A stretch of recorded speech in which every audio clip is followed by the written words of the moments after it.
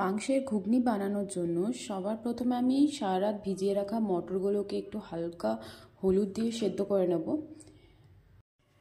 ঘুগনিটা আমাদের মোটামুটি সেদ্ধ হয়ে গেছে, এইভাবে খুব একটা গলে যায়নি। তারপর এখানে কড়াইটা গরম হচ্ছে, তারপর এখানে তেল দিয়ে দেব। আমি তার সাথে সাথে দেখিয়ে নিচ্ছি আমাদের উপকরণগুলো। সবার প্রথমে চিকেনের পিসগুলো ঠিক এরকম ছোটো ছোটো পিস কাটা।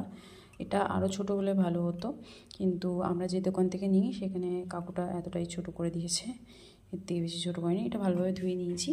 তারপর আমাদের রয়েছে আদা রসুন বাটা, আর এখানে রয়েছে 5টা গুঁড়ো মশলা, হলুদ গুঁড়ো, জিরে গুঁড়ো, চিকেন মশলা, আর এটা হচ্ছে গরম মশলা, এটা লঙ্কা গুঁড়ো, আর ধনেপাতা সবার লাস্টে দেবো।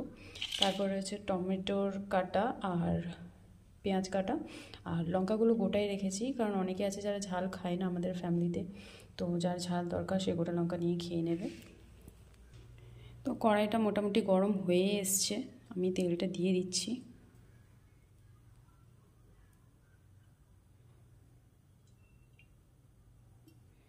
ব্যাস এতটাই।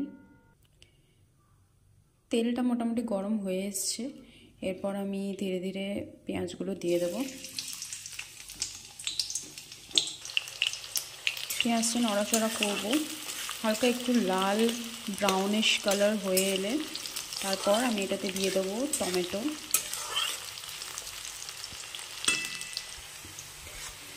তো মোটামুটি একটা ভাজা ভাজা ব্যাপার হয়ে এসেছে। এরপর এই পেঁয়াজের সাথে আমি দিয়ে দেবো টমেটো আর কাঁচা লঙ্কা। টমেটোটা দেওয়ার পরেই আমি দিয়ে দেবো নুন,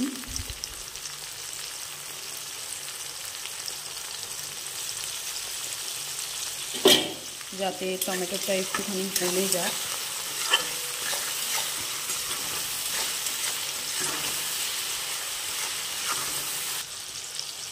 তো টমেটোটা একটু নরম হয়ে এসেছে, এরপর আমি দিয়ে দেবো আদা রসুন বাটাটা।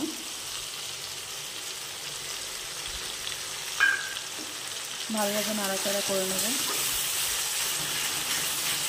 আদা রসুন বাটাটা দেওয়ার পর যখন দেখবো একটুখানি কাঁচা ভাতটা যে গন্ধটা সেটা যখন দেখবো একটু কমে গেছে, তারপরে আমাদের গুঁড়ো মশলা যেগুলো রেডি করে রেখেছি সেটা দিয়ে দেবো। এরপর সব শুকনো মশলাগুলো একে একে দিয়ে দিলাম। এবার এটাকে ভালোভাবে কষিয়ে নেব, যাতে করে সব শুকনো মশলা আর আদা রসুন বাটা যেটা দিয়েছিলাম সেই কাঁচা ভাতটা যাতে সরে যায়। এখানে হালকা হালকা জল দিয়ে দিয়ে ব্যাপারটাকে ভালোভাবে কষিয়ে নিচ্ছি, যাতে কড়াইয়ের নিচে লেগে না যায়। এই যে এভাবে লেগে যাচ্ছে, তাই হালকা হালকা জল দিয়ে দিয়ে এটাকে কষিয়ে নেব আমি।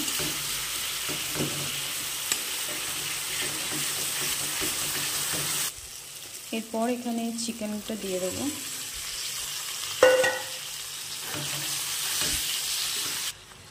চিকেনটা ভালোভাবে নাড়াচাড়া করে নিলাম।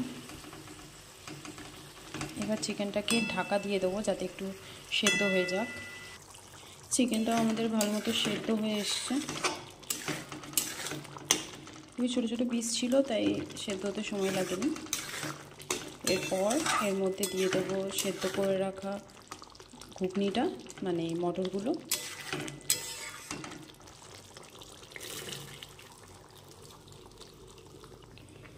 এরপর এটা ভালোভাবে মিক্স করে নিচ্ছি।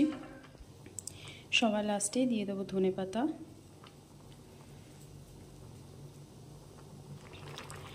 তো এইভাবেই সিম্পল আর ইজি ওয়েতে তোমরা মাংসের ঘুগনি বানিয়ে নিতে পারো বাড়িতে, খুবই টেস্টি লাগবে খেতে। তো আমার ঘুগনি হয়ে গেছে।